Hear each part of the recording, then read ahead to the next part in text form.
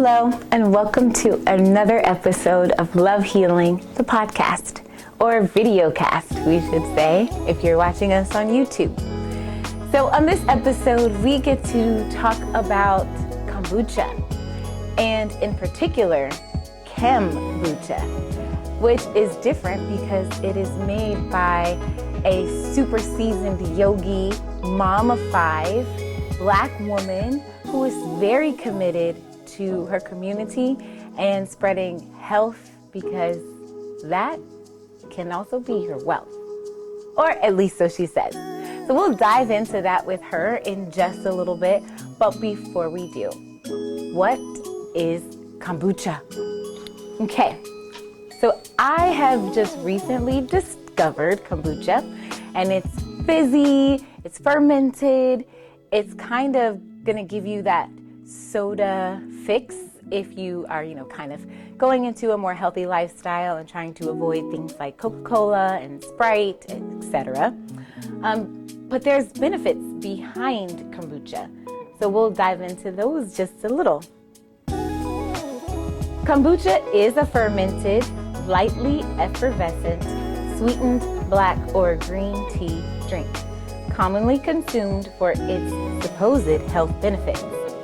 Sometimes the beverage is called kombucha tea to distinguish it from the culture of bacteria and yeast. Juice, spices, fruit, or other flavorings are often added to enhance the taste of this beverage.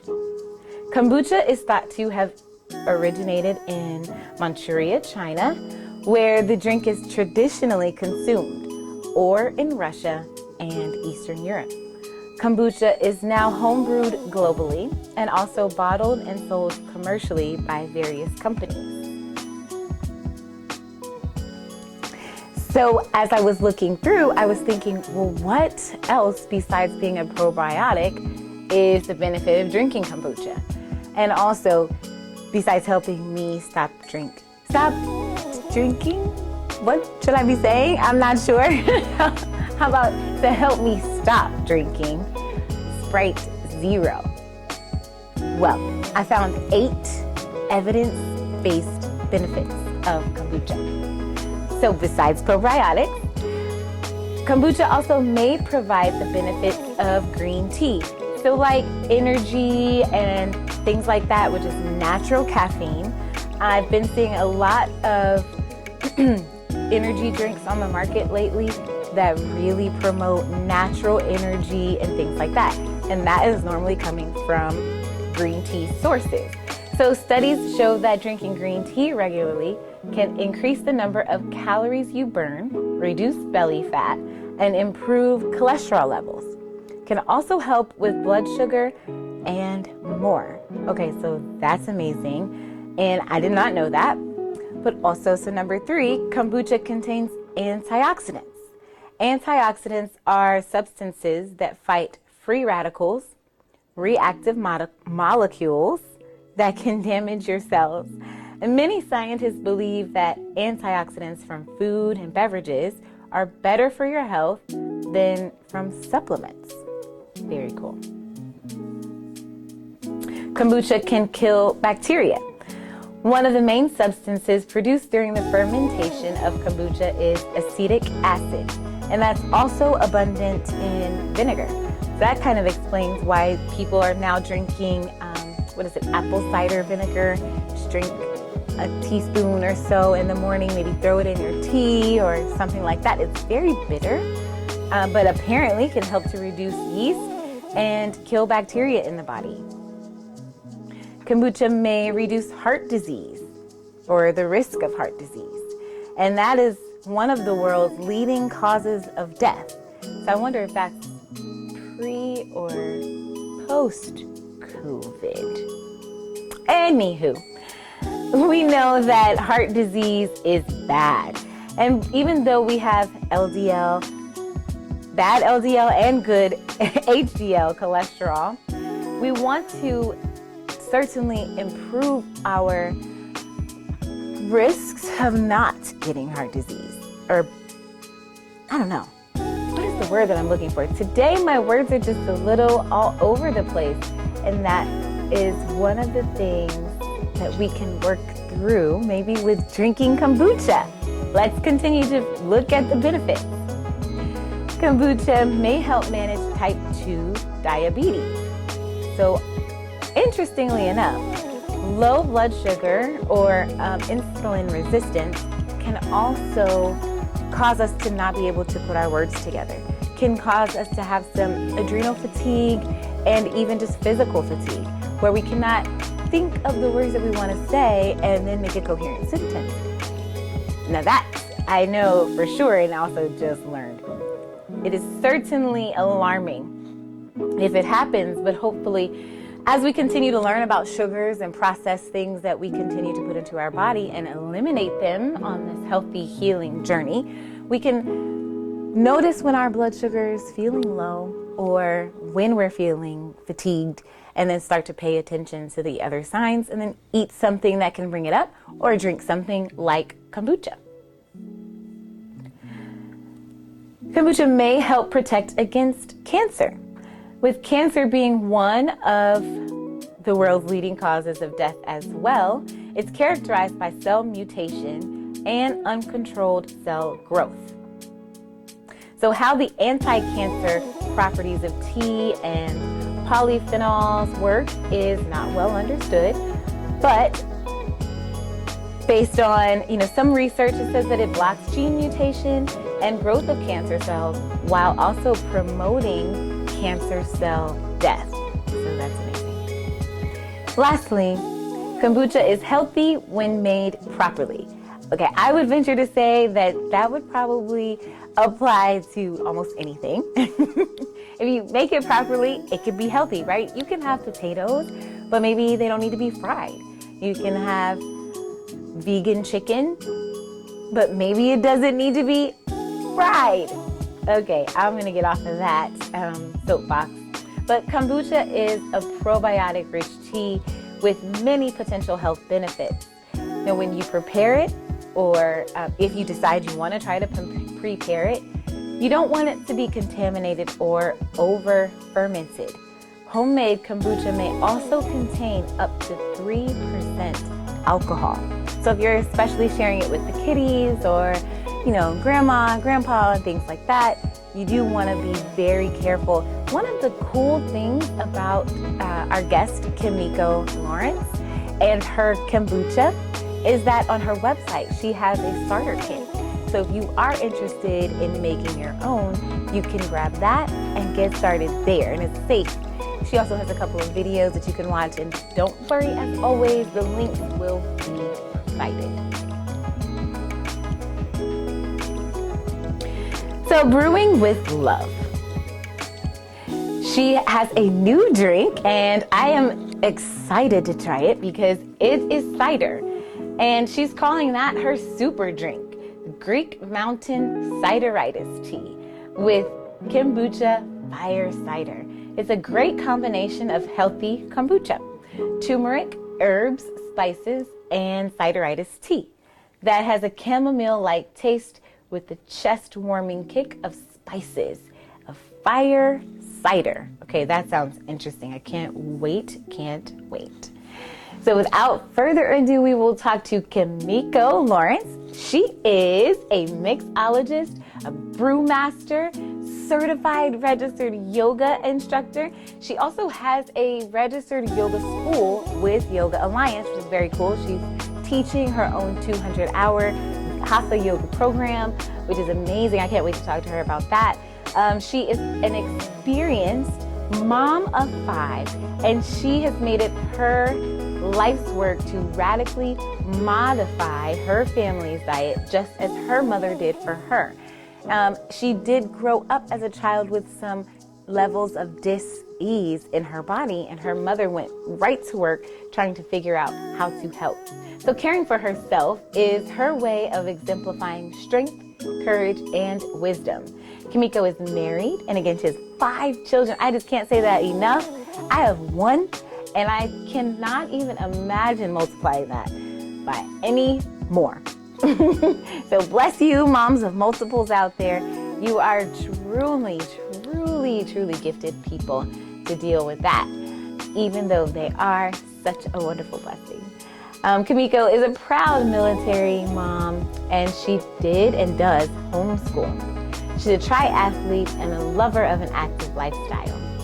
A quote that I found from Kemiko is, "Be flexible on and off the mat." Let's talk to Kemiko. Hi, Kemiko. Hi, Tiffany. How are you? Doing well. How are you? Doing excellent. Thank you. Thank you for coming to Love Healing, the podcast. I love healing. I just love everything about it. Yes. Thank you. Thank you for having me. Thank you. And guys, Kemiko is going to give us not only the yoga background, kombucha, but also how you can cook with it. Yeah. Which, okay, is blowing my mind because A, I don't really cook, but B, I'm interested to see how that could work and all the ways that kombucha is healing. But before we dive into all that, as you guys know, we just want to know, who is Kemiko Lawrence? Oh, that's a loaded question. Right. I ask myself that every day, right? I'm still figuring that out, but thus far in life, who I am a Black woman who happens to be married to a beautiful Black man of 25 years. And we have 5 beautiful children. We have 4 sons, I like to say, and 1 flower that range in age from adult to teen. Yeah, I've been homeschooling for a good part of their lives, 20 years.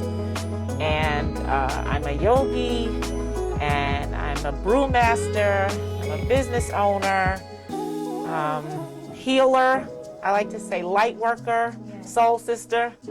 Yeah, all the things. Love healer, I love that. So I feel like I fit right in. But I just do my best to be the best that I can be and to be a light in the world. And you are. You are. I will tell the story all the time, but I still remember the first time I came to Keep It Moving and you gave me a poem because I was going through that transitional phase with my son, and you were like, listen, I've been there, I've done that, and this is what you should take with you, and just know that they are not yours and that you have to let them go on their path, and it's still with love. Yes. And that helped me a lot. I'm so happy to hear that. That was something actually that I discovered. In fact, another mom shared that with me just in passing in conversation, and it struck me and hit me so hard because at the time I myself was struggling with one of my own children. 5, I get a lot of personalities. I mean, they're all over the place. But this child in particular, my second son, I always say he is my greatest spiritual teacher because he's been my most difficult child to parent. And I really was struggling with him, and I was just having a conversation. It wasn't that she was like saying this is what you should do, but she said, I'm just going to read you this poem. And the poem, for those who may want to know, is written by Khalil Gibran, who wrote a book called The Prophet, and the particular piece is on children. So if you look in The Prophet, it talks about different topics on marriage, on friendship, on many things, on children. So that line, this particular part of the poem is something that I carry with me to this day, and I remind myself. So when I see other moms, struggling, because we all struggle. Parents, if you are parenting, you are going to have some struggles. There is nobody that skates through life unscathed. Right. It's just, you're not living. It's a learning experience all the way. It's a learning experience. Daniel is like me times 2. Oh. So I was a good kid, but as I got older, I just decided to lean into my inquisitiveness and all the things. He came out like, why, where, what's the reason, and why do I have to do it, and why do I have to be it, and whatever. I want you to be you, but just like, be nice. You, but except the way I want you to, right? Like with a sprinkle a little bit of me in there. And that's the thing. I mean, Khalil Gibran says it so eloquently in the piece. Our children are not our children, right? Their souls dwell in the house of tomorrow, of which you may never visit. I mean, that just gave me such a peace. It's like, oh yeah. And like, you are the bow from which the archer aims, and they're like arrows, right? And so when you release the arrow, if you've ever done archery, right? And I actually, after reading that, I went and found an archery class just so I could feel that sensation of like, and I had done it before, but it had been a long time. And I was like, that analogy it just stuck with me, that, you know, when you release the arrow, it's going where it's going. Even if you aim it to go in a certain direction, you cannot control where it lands. And that's the thing about children. We do our best to nurture them and raise them and cultivate them in a way that I think parents do the best they can. You know, we do what we think is best. It doesn't mean they're going to turn out or they're going to do exactly what we want them to do or be how we want them to be. And it's this constant sort of, you know, as you go through parenting, just reminding yourself that they are who they are. Yeah. And I don't care what you do. Some of them they'll bend easier than others. Mm-hmm. Mine was just very difficult. He was me times 100. Oh, wow. And, you know, as loving as I am now and sweet, but as a child, I was very rebellious as a teenager. Very rebellious. I mean, my goodness, did he show me myself times 1,000,000, right? And I'm like, yeah. Parenting is not easy, but I know that, you know, through these tools we have, through yoga, through breath practice, mm-hmm. through just knowing that, you know, this illusion of control, we do not control. Right. We don't control. And I think humans, like we've sold this bag of crap to ourselves, like, you know, I'm in control. We're not in control. Right. Very little do we control. So that parenting thing, and I'm still working on it. I got a lot of experience. There's still some teens that have. Yeah. Okay. I still have 2 teens left in the home, in our home. One is 16, one is 14. The olders are 18, and he's away at college, and then 24, my dear, he lives out in California, and then Anthony, he's 30, and he's a pilot in the Air Force. What? Yeah. You look 30. What are you talking about? Girl, you don't see these grades. Yeah. Oh, I have plenty. Well, I want to also talk about your journey with yoga. Oh, yeah, my journey. Yeah, that's so interesting, too. And see, again, my second son is like key to this story because at that time, when I first discovered yoga, I must say I have to credit my husband, because at that time I was working a corporate job. We were 2 parents, 2 young children, the oldest and him. And at the time he was 2 years old. I had a high stressful job. I'm originally from New York City, so at the time we were living in North Jersey. I wasn't even down here in the Atlanta area at that time. And I just was stressed. Yeah, a lot of stress. And my husband, bless his heart, always trying to figure out things to make me happy. Like, you know, he read, so he's like, I read about this thing called yoga. I think it talks about it calming you and being, you know, like relieving stress. Maybe you should try, you should go to a class. And it was held at a local high school. And I was like, you know, willing to give anything a try at that point. And honestly, like I was running at the time because I've always been an active person. So anything active, I'm in favor of. I swam. I would get up at 5 a.m. and go running with my girlfriend. And yeah. I was like running. Yeah, like. Yeah, I was a runner. I was a cheerleader in high school. You know, like I play even as a child, like growing up in the city. Like we grew up in neighborhoods. I jumped double dutch and always was like running and playing. So I loved that. So being a runner was fun to me, right? So I said, okay, I'll give it a try. You know, let me see if I get a break and you watch the kids, I'm going for it. So I went to that class, and I will never forget my very first Shavasana. And for those who don't know, Shavasana is the final resting pose, which after you've energized your body and then you calm down and you get quiet and you just relax and you let go, the pose of surrender. I call it the pose of surrender. I like that much better than corpse. Yeah, I've renamed Shavasana. Like corpse always kind of like, but the pose itself invites you to surrender. Yeah. And so just that letting go, it was like, and then when we got up, you know, so after you finish and you come back out of Shavasana, there's just this feeling that you have And each person experiences it differently. Right. For me in that moment, that was like, okay, I need to do this all the time. And so that just led me on the path of yoga. And that was 22 years ago. I counted by Kadir's age, he's 24. So that was 22 years ago when that experience occurred, and I've just been on the path ever since. Yeah, and before I get into that part, is there a particular style that resonates with you more than any of the others? So that's an interesting question. When I first started, I was very much vinyasa, power, because I was young, right? And I'm athletic, and so like most, the asana practice is what brought me to the mat. So it wasn't what I like to say, the real juice of the yoga practice being the meditation and the breath practice. So through the years, and for the first half, I would say, like first 10 years of my yoga practice, it was like physical, hot and heavy, and love those physical practices. And I still love them. I think they have their place.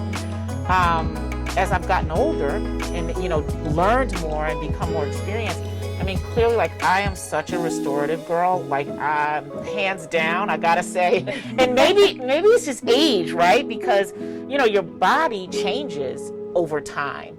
And as much, even the most elite athlete, there comes a time when you bring it down. You're not gonna engage in that elite level practice forever.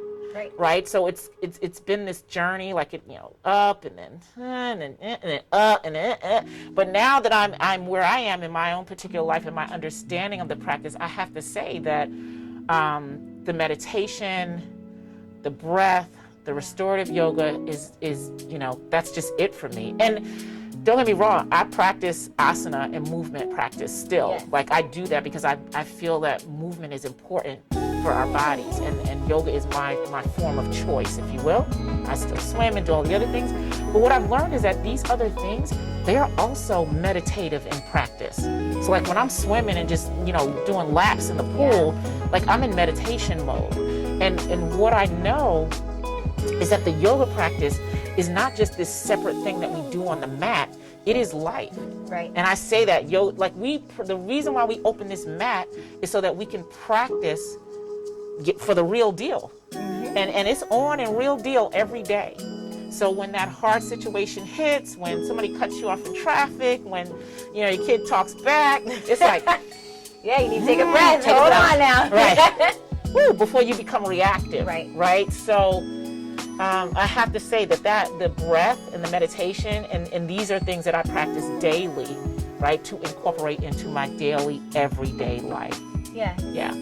And what I was going to say right before that is you also have a 200-hour teacher program. Yes. And so what I know about your teacher program is, well, not really about the program because I haven't taken it, but about you is the quality that you bring to it and the actual true love and passion that you have for translating everything that you just said.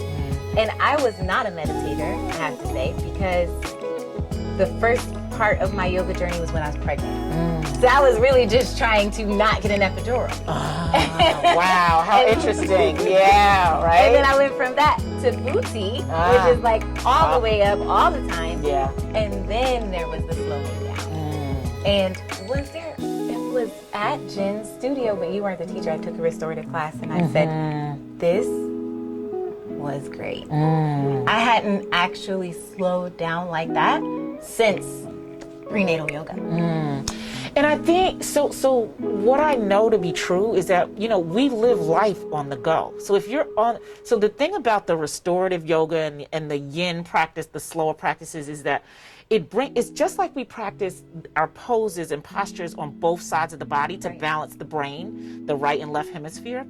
Well, such is life. Like, how do you practice, right? So how do you balance this go, go, go mentality with the slowing down? And so that's what it does. That's, again, how it fits into our lives. If you are not practicing slowing down regularly, that means every day. It's a self-care practice. It's daily. It's not a once, and it's not when I go on vacation, when I take a day off. Right. It's every day, right? If you're not bringing that balance to your life will force you to balance. life will stop you, right? And if you live long enough, right, you get to see that play out. We see it show up in illnesses. We see it show up where people just like out of the blue, random accidents and, overtired. Sleep is a billion-dollar industry. That to me just blows my mind. I know. It's just basic sleep, right? So if we know from a medical perspective that you must rest, why is it so hard for us to rest? And so that's why I say, it's easy to be on go. Yeah. Everybody's on go. Oh. It is very difficult to slow down because that's not the way we're taught to live. We're not taught to live slowly, to move slowly, to be mindful. As if again, this is why I think I love nature so much, because if you pay attention to Mother Nature has all the tools and the lessons if we just pay attention. Yeah. But in order to do that, we have to be part of Mother Nature. We have to be outside, right? That's a whole nother thing. Lots of people with allergies and afraid of bugs and all these things which are counter to who we are naturally. Life is going to stop you. You're going to figure out a way to slow down or you will be slowed down, period. That's true. And I also love that on the mat, you have to go within. So you mentioned still being active with other things, swimming and such. But when you're in your own space, whether you're in the pool or jogging or on the mat, you have to actually pay attention to your breath. You have to pay attention to what's going on in your body. And when you do finally slow down, that is one of the things that I personally have started to appreciate. And finding a daily meditative practice was difficult, but it got to the point that it was necessary. Yes. So you were forced to, because you were like, I got to do something different. This is not changing, right? And I think also, you become more aware of yourself, of your physical body, of where you hold stress and tension. I know for me, it's in my neck and shoulders. If I feel this kind of pulling in it's an odd thing, but because I pay so much attention to what's going on inside, I read this, I believe it's Eckhart Tolle said, be more concerned about what's going on inside. The outside will take care of itself. If we could just get the inside right? So yoga for me is a work in versus a work out. Because, unfortunately in the West, people say, oh, I can't do that. I can't. Oh gosh, I'm not flexible. The standard said, I'm not flexible. No, it's too hard. I don't want to sweat. All these things which are statements that tell you, that inform you that people have a misconception, as a majority of people. I won't say everybody, but a lot of people do have a misconception about what yoga is and what it is not. True. Right? So it can be whatever you want. And I always say to people, well, if you can breathe, you can practice yoga. You look like you're doing all right. Because if you're having this conversation with me, right, and I don't care who you are, where you are in a physical state, you have the ability to practice. Yes. And yoga meets you where you are. That's the beauty of it. The beauty of the practice. It meets you right where you are. I love that. Yeah. And now, how did Kombucha? Oh gosh. Kombucha, yes. How does that make its way into life? Yeah, because it's a quite a natural fit because of who I am and my life's journey, if you will. So just a little backstory about, from a health perspective, when I was very young, I did battle terribly with allergies and a respiratory illness. At the time, my 5th grade teacher, this was in elementary school, so from birth to 10, I was fine, right? But as I got to be about 10, 11 years old, one of my teachers she had developed full-on tuberculosis, which means just like we're living in this COVID time, the class was exposed to her TB. Now, TB right now is very minor, very low low. It's like there's no issues with TB because from a medical perspective, the medical community has addressed this, and we have vaccines, and we've lived with this. So now it's not like it was then. Back then, and I am a child who grew up in the late 60s, early 70s, right? So there was no, like, TB came on, it's like, oh my gosh, like if you got TB, it was like terrible. So as a child, that really affected my lungs and my respiratory. So as a result of that, my mom, who I always say is like a trailblazer in this wellness industry, my mom sort of went on this mission to heal me because she did not trust the medical community, and also we couldn't really afford like medicines and on a ongoing scale. So my mom was like, she got into herbs and she always believed in natural healing. Like, well, my mother always took things out of the cabinet like cinnamon and cayenne and garlic, and we made these concoctions, and that was how we heal, right? That was your cough syrup. Take this. She was always mixing something up, right? So just take some Robitussin, you'll be fine. Walk it up. And see, we didn't even have like, my mother was like, okay. We didn't Robitussin. Oh gosh, no. We didn't do that. We didn't do nothing. It's like, okay, you got a headache, put a cold towel on your head. It was that kind of thing, right? So she really, and I say, it was a radical shift in our home, whereas we did not eat anything white. For my white brothers and sisters, no shade. But there was no white rice, no white flour, no white sugar, no white anything, no white bread, none of that. Everything, right? So my mother was like, nope to that. We didn't eat things out of so the rule was nothing white and no cans, no boxes, no bags. Oh, wow. So everything was fresh. So she would and we had a garden. So she grew food year round because she came from the South. She came from growing. My mother was probably considered a master gardener then. And so we ate from the garden. We ate whole food. What is whole foods now? This whole movement of clean eating, and I'm like, oh my gosh, that's just the way I grew up, right? This is like it's the way it should be, right? It's it really blows my mind how people put names on things like clean eating. I'm like, keto, and okay. Anyway, that was how I healed. My mom healed me through diet. And what I know to be true is that much of what we as a society, what plagues us is how we eat. Absolutely. It's the diet. And so that, early on, just this indoctrination into knowing what you're putting into your body, knowing what you're eating and drinking. We didn't drink sodas and Kool-Aid and a lot of these things, because again, you needed sugar and there was no sugar. And Kool-Aid was full of dye, and my mother was like, no dyes. So all, all those things, like a no. So what led me to Kombucha is actually my brand name, right? Because my name is Kemiko.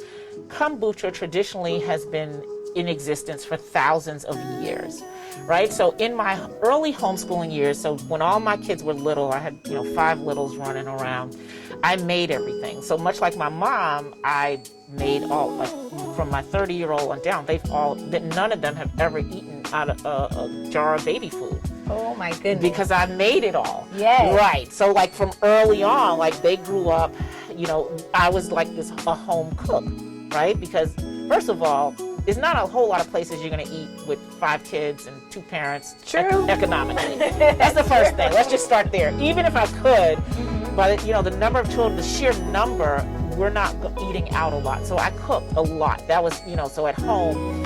And I cooked even as a young adult prior to my children, but it just increasingly, with kids, it became more.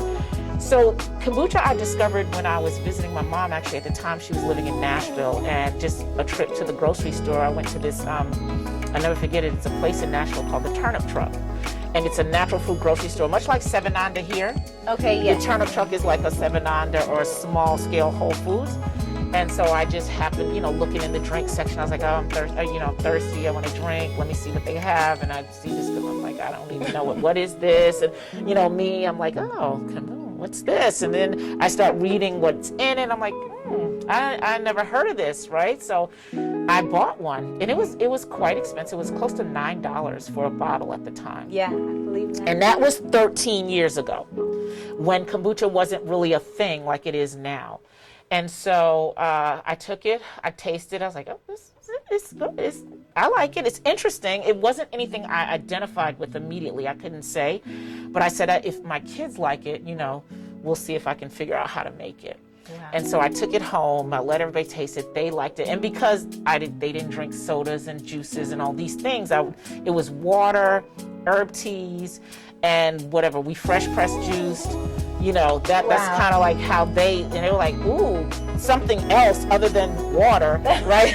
That was like a treat that kind of had a little buzz to it. Yeah, they were like, oh, this is good, Mommy, I want one. I was like, okay, well, these bottles are expensive and I'm not buying 5 at a time, we're not going to buy them. So I brought it back to Georgia and I asked around in my homeschool group at the time if any of the moms, because homeschoolers are like that, they share. Oh, yes. Yeah, homeschoolers are very forthcoming and they're very loving people in terms of sharing knowledge in the community.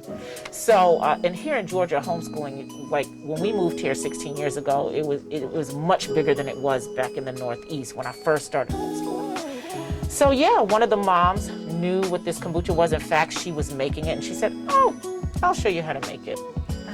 She shared what is a SCOBY, which is what you need in order to make kombucha, which is something called a symbiotic culture of bacteria and yeast. It's an acronym, right? That's what SCOBY is. But if you can think of like sourdough bread or anything that ferments, you need a starter for. The SCOBY is the starter for the kombucha. The SCOBY, the physical SCOBY, it looks like and I'm holding my hand like a circle because in some parts of the world it's known as a mushroom tea. If you can think of mushroom and what a flat mushroom looks like without a stem, a SCOBY kind of mimics that picture, just like the cap of a mushroom.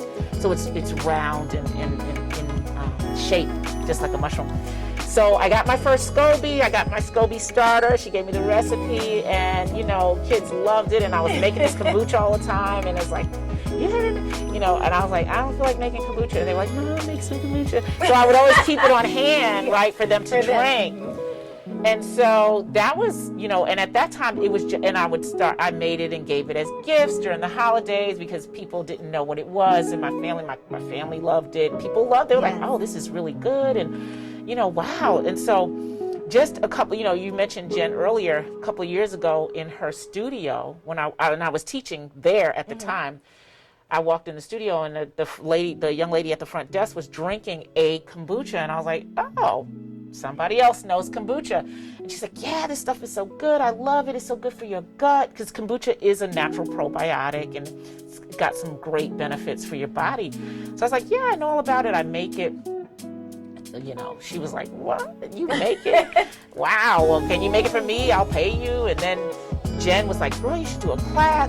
Jen, she's so awesome. She's so supportive. Yeah, she's very supportive. She said, you should do a class because, and you can sell it here. And I'm like, sell it? Like, I give it away, right? And I'm that person that, like, when I know something good, I share it, right? I do not hold back. That's just who I am because I believe that knowledge is a gift.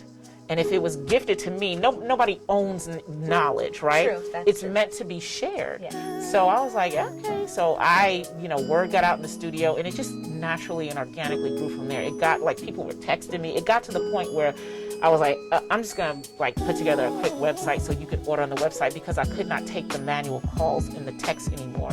That's awesome. It was just that crazy, right? So that's kind of how it started. And then I just been on this path and now, here we are, fast forward today, and, our goal is to be sold in Whole Foods in 2021, right? Yes. We want to be the first Black-owned brand to really hit the shelves of Whole Foods. Wow, you'll be the first Black.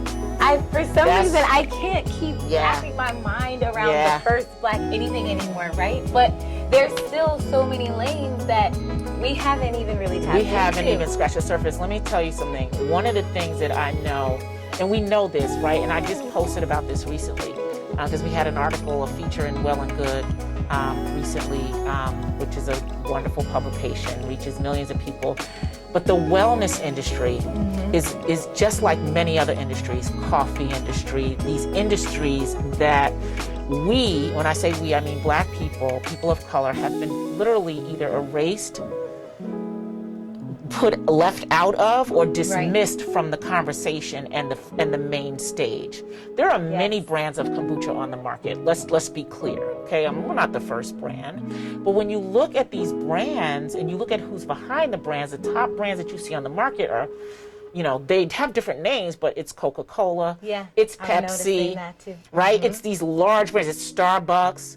It's not, you're even on a local level, you'd be hard pressed to find a Black-owned brand. And that doesn't mean that we're not out here. Let me say that there are some, and I know, right? Because when you're in similar industries, you kind of know who's in your industry, right? Right. So I know some really wonderful Black brands, local brands that are doing, I think, some really wonderful things. But it's like a pin drop in this massive ocean, right? Wow. Yeah, so like of the kombucha market, which is a $1.8 billion market, there's like 4 top players, and they're all white.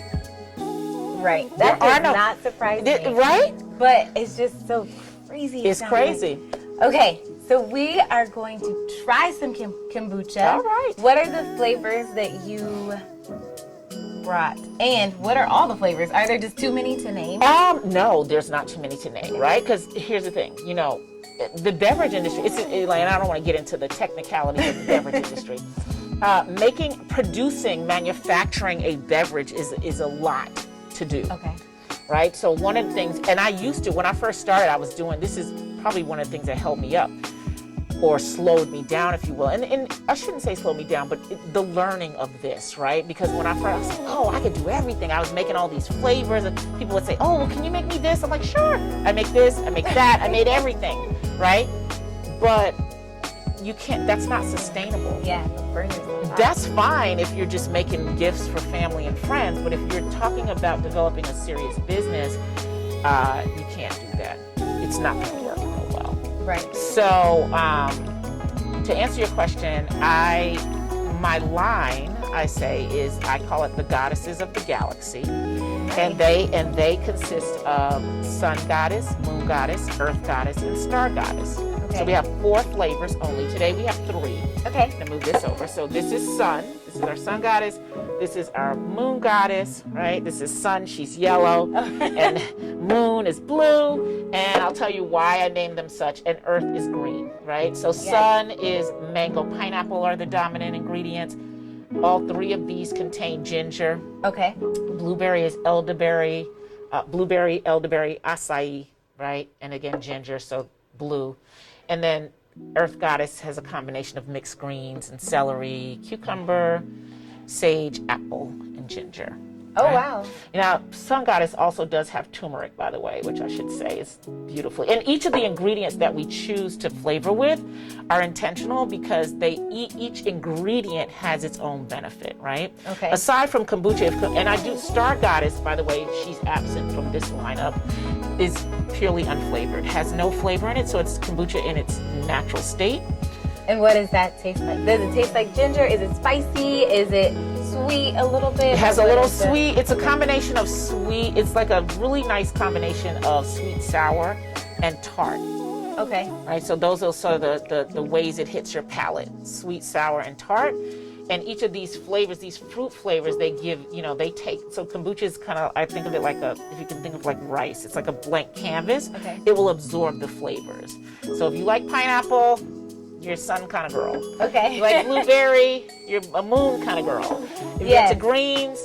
Now, the thing about kombucha that I love, and mine in particular, is that you can, so you mentioned earlier about cooking with it, so you can put them in smoothies. Okay. Right? You can freeze them in cubes or pops. Kids like them as a frozen ice pop. In the summer, they're really cool.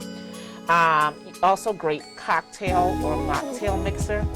Right? So you can, if you're into cocktails or adult beverages, as I say, you can put it in your adult beverage. I have a customer who loves Sun Goddess and tequila. Wow, okay. Yeah. All right, girl, get your groove on. Okay. Well, is it still going to carry the healing properties if you add some alcohol or something like that? Yeah. For those who are interested in trying it. I think we'll do it for our members only, but we'll do mocktails. Mocktails, yeah. Mocktails are very good.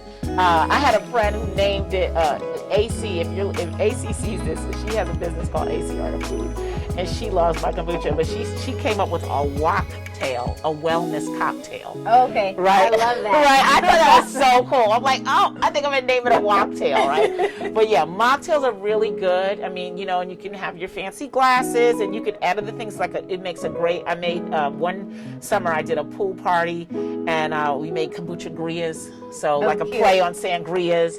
With fresh fruit in there too. Fresh fruit in there too with our that sounds kombucha. Yeah, good. It was really, really good. So. There's just that's the other thing I love about it. It's versatile. I think it's very much like me. Like there's so many things about kombucha that I feel like speak to me from a personality perspective. It's bubbly, it's bright, it's versatile, it's healthful. It makes you feel good. So all the things, right? And it's just a great all-around beverage. So we love that. So as you were talking, I realized I had the Sun Goddess. The last Soulful Saturday that I went to, you had it was kind of like a tray. You could get 4 of them. Yeah. But I ended up with 2 Sun Goddess and then 1 Star Goddess. So that's 3. There was something else. Maybe I don't remember. low. I gave it to my mom, so I don't remember. Yeah, I don't remember which flavors you had. Yeah, that was so what you're speaking of, our outdoor yoga series that we had done. Yes. So what I do is have the kombucha as, optional if people want to take it. Because many people know me as, having kombucha. So in addition to my yoga, right, which kombucha is in the yoga, it's so interesting because that goes together too, because again, it's wellness, right? And in the wellness industry, right? Yes. So yoga and kombucha kind of great companions. They're like distant cousins, but I think they go well together, right? And I love the idea of bend and booch. Yeah. That's just my thing. Like, you bend, then you booch. It's right? It's what I like, it just kind of fits. So yeah, so that's how we came to kombucha right now. Even during this pandemic, it's just been it's a blessing. We are experiencing growth, right? And we want to continue that. We want to continue to position ourselves to step up into the next level. It's kind of like, you have to you take these steps, right? You start out here, and then you get here, and then you get here. And it's like, oh, okay, so we can really step up, and you start. You gotta get ready for the big leagues, right? Yes, so that's So going into major markets is really our next goal. We want to be in Publix. We want people to have us as an option, right? We're not saying like you just need to buy our brand, but hey, great if you do. But we don't even get to choose. You go into the grocery store, you don't even have a choice. So if you look, and I think now we're living in a time where, and it's interesting, history does repeat itself, because this was even in the 70s, and when Black communities, and it was about supporting Black businesses, and now we're in this time now where, Black Lives Matter, and people are recognizing like where they spend their dollars is important, right? But if you are a kombucha drinker as a Black person, unless you know somebody who's actually making kombucha, if you walk into a market, you are not going to find a brand that is produced by a Black-owned beverage maker. You're just not. Oh my goodness. I know, isn't that crazy? I don't like to hear things like that. But it's true. But it is true. It is true. The truth matters. And I don't know what we can do, but all of us are going to buy kombucha. Because I'm going to put the links. Yeah. And if you're in Atlanta, you'll be able to pick some up at the Fitness Collective. We're going to do our part. Yes. Because that is, to me, mind-blowing in not a good way. Yeah. Right? We are literally the creators of all things. Oh. And so, say it again. Even those top 4 companies probably, I can't say factually because I don't know, but I'm going to venture out on this limb to say they got some inspiration from someone who looks like you. Yeah. And I. Yeah, I mean, it's like so many things, Tiffany. Our cultures, our rap music, our clothing, our style. It's just appropriated. The thing is, what I believe, and again, this is my opinion, we are such a loving people. We give so much, and we're very trusting. right? To a fault, I think. I think we just open, we're so open with things and we give, and we don't think that people have malicious intent. And I don't believe for the most part that people do. But I do believe that what happens is because of the power balance in this country, someone else gets a hold of someone, and they know how to run with it. They have the resources, they have the access, they have the means to make it happen, whereas we don't. Yeah. It's not an equal footing. So it is sad that we are still battling, but my personal mission is to make sure that we get a seat, right? That we create a table, right? We don't need to sit at the set. Fine, you don't want to play at my table? I'll make my own table, right? But I want to have the same opportunities. I want to have the same positioning. I want to have the same, access into Trader Joe's and Sprouts and these places that sell these products that we buy. Yes. And speaking of that, with the farm, you are literally creating a space for movement and gathering and another opportunity to support each other, lift each other up, learn things outside of yoga. Yeah. Right? So I don't remember. Kind of tell us a little bit about the farm. This is where we did the Soulful Saturdays in September. I was a yogi teacher. You came out and taught, and Florian, yes. Then Black Power Yoga. Yes. There was a lot. And then you did the Halloween thing, which I really wanted to bring myself. That was fire. It did not happen. Yeah. And it was by the fire. Yes. And then you did another one last Saturday. Yes. And we just talked about how it rained in the morning. So sometimes when you're in Atlanta, we have bipolar weather. Yeah. And we thought it was going to rain all weekend. Yeah. It rained on Saturday morning, and then it was clear. Almost like like divine nothing. timing. Yeah. So tell us about the farm and tell us about what that's going to be, if you can, however much you want to give us. Yeah. So we are blessed to live out, a little bit out, I say. My friend Mina, she says we live in the country with a K. The country, okay. It's not the country per se, but it is out, and we do have a good bit of land where we are able to access and utilize outdoor space. So I was inspired in September. September is National Yoga Month. Okay. And so in the yoga world, there are lots of events all around. People offer free things. Now, in years past, prior to COVID, I've always done something for National Yoga Month. Like I would offer a community class or, just teach a pop-up in a park or something. I never did anything at my home like this. And because my yard can be a park, it's relatively large, right?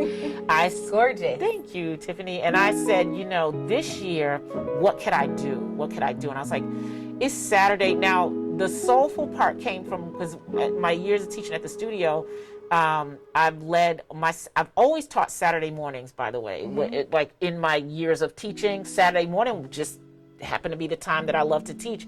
So most recently in the studio, my class was called Soul Flow. I think because I love soul music, and that was my thing. I play soul music. It was like, Black yoga teacher, and unfortunately, I was seen as an anomaly in the yoga community. Like, oh my God, this Black woman with hips and like she does yoga. I'm like, yeah, and that not only do you do yoga, but you know yoga. Yes. Like as a practitioner in life. It's not just something that you're doing to get in a pretty pose for a picture. Yeah. It's literally Yes, it is my way of life. So I have always leaned into my Blackness as a yoga instructor. Like, yeah, I'm Black and I got booty and, and I'm not tucking in and, these things that we get told in these shows, it's crazy, right? Like our bodies we don't tuck like that. Okay. We just tuck differently. Right. But from a cultural perspective, you would need to understand that. Right. Right. So it's very, and unfortunately here in the West, our yoga teachings has not always, we're getting better now, has not always lent itself to being culturally appropriate or culturally sensitive in terms of how we teach. So for what happened, because we're in COVID, I got this big outdoor space, I'm not teaching in a studio, I was like, you know what? I could just do something right here in my yard and just invite people. And not only that, as opposed to me teaching, because I want to invite my friends, I want to give light and space to others whom I know, other teachers that I love and respect and I know have like a multitude of gifts to offer. I want to share, because again, I'm a sharer. That's my love language, right? So I wanted to share that with you and many of the other teachers that I knew. And so that was an opportunity. So henceforth, Soulful September Saturdays was born, right? And I just said, people can donate. I don't want money to be an inhibitor. It's not a class where you have to pay to come. If you didn't have $1 and you wanted to come, you can come. Yeah. Specifically, particularly at that time, we were dealing with, the recent deaths of George Floyd and Breonna Taylor and Rayshard Brooks. And, these things, I know for me, because again, my yoga practice has taught me how to recognize trauma in my body. Yes. And when a Black person, a Black body, we're constantly visually seeing this on screens in front of us or reading about it or hearing about it, it is like repeated trauma. Right. We not only carry generations of trauma with us, but we're witnessing trauma in front of us pretty much regularly and daily, right? So that series was my effort to offer a healing space for the Black community, and then at the same time showcase the Black and brown teachers that I know and love, male and female. There's just so many, and when I start thinking about the people that I know and the talents that I have, I'm like, man, it's not enough weeks in the year to invite people out here to teach, right? But if I can do that in the month of September, I think it'd be really cool. And I also wanted people to have different experiences, right? Because every one of us, we offer our own flavors, right? So like, even though we're Black, your style is different than my style. Like everybody brings themselves to the teaching.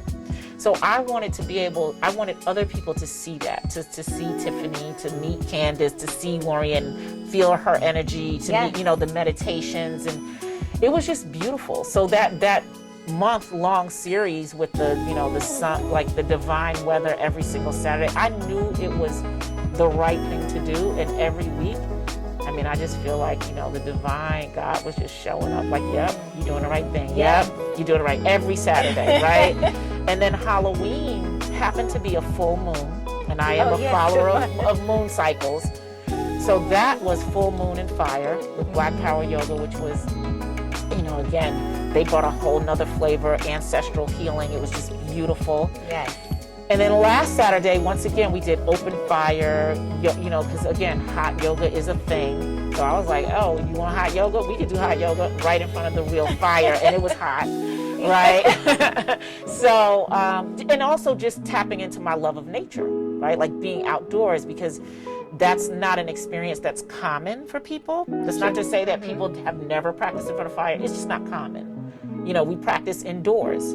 Practice in studios and inside spaces. And so for me, my flavor is outside. So to the degree that I can be outside, that's what I like to do. And that's what the plans for our property is to be able to do more of that. We have a barn on the property, as you know. Mm-hmm. And so we want the barn space to be utilized to be able to offer classes and a variety, not just yoga classes, but educational classes.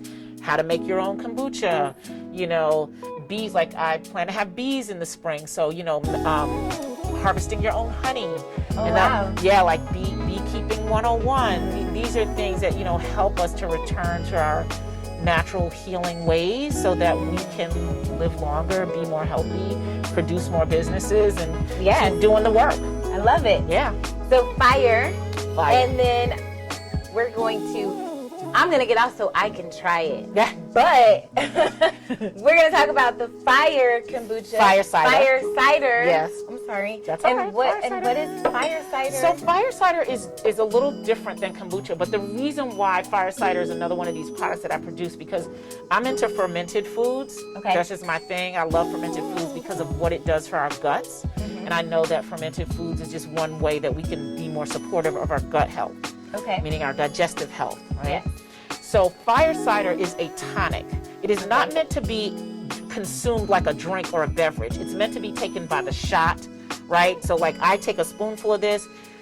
This is like my cough remedy for kids. Okay. immune booster. I want to say that word, immune booster. It's just, it does so many things. It's great. And now, because of what's in it, okay, so the base ingredient is raw apple cider vinegar. Okay. But I also add my plain kombucha to this. Okay. So we put a little twist on it. So it has our kombucha, but it also has in it things like horseradish, onion, garlic, turmeric, ginger, and habanero pepper. Oh boy. Henceforth fire. Habanero. It's gonna be makes it hot. spicy. It's spicy. But what's great about this, not only, and you can read about fire cider, learn about it, it's another one of these ancient remedies that have been used since the beginning of time that is healing, right? Because we're all about love healing, yes. right? So it's great on salads. I actually take the things that I mentioned, like the horseradish, garlic, and things that we produce this with. We actually dry it and create a seasoning, which is also very good.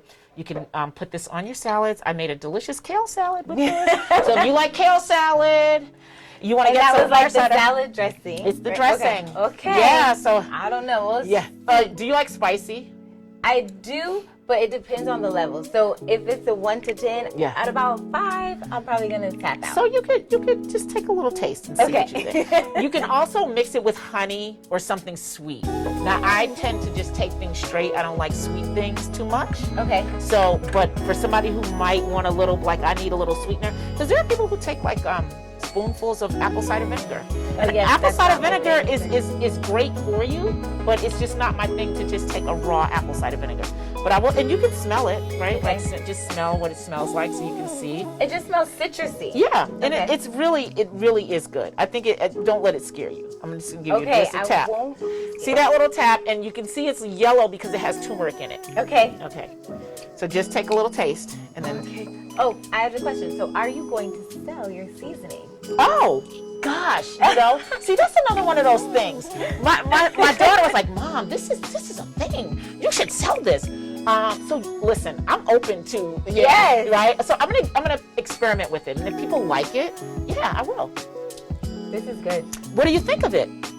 I was bracing for like hot, spicy kick, but it literally just went down so smooth. It's smooth. And then there's a teeny little like what is that? It's not a kick, but it's like a little pop. That pop that you have to. I can only make the noise. Yeah. I can know the word. Okay. I gotcha. Yeah. But it's really good. It opens up your sinuses. It's so it really does. To me, I mean, a spoonful is like no problem. Perfect. Right. It's really, really good. And again, I say to people, in this age that we're living in with COVID, and we're coming up on flu season and all the things, like we need to do whatever we can to arm ourselves to stay healthy and well.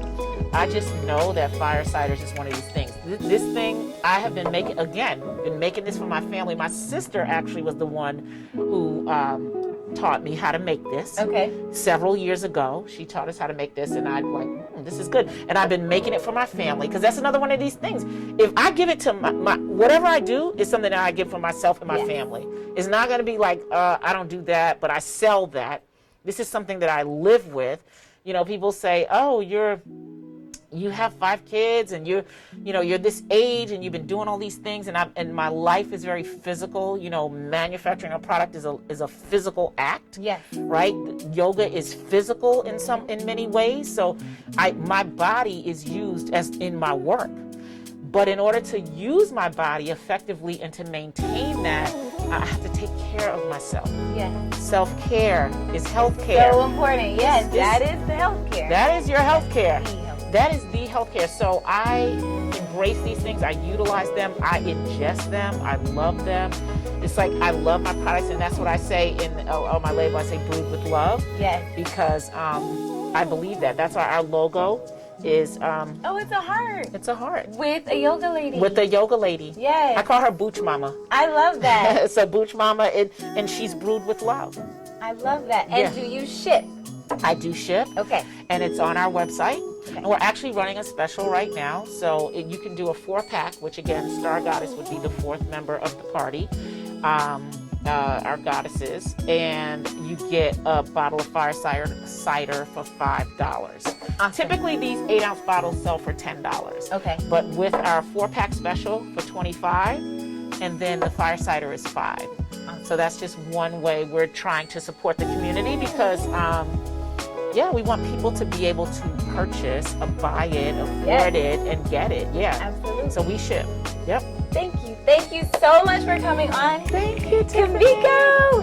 So obviously, if you don't know, this is one of the yogi mommies in my life. Yeah. And I really appreciate you coming on. And we will drop the links as always, but make sure you get the 4-pack. Yes. With the fireside, because I'm ordering at least 5.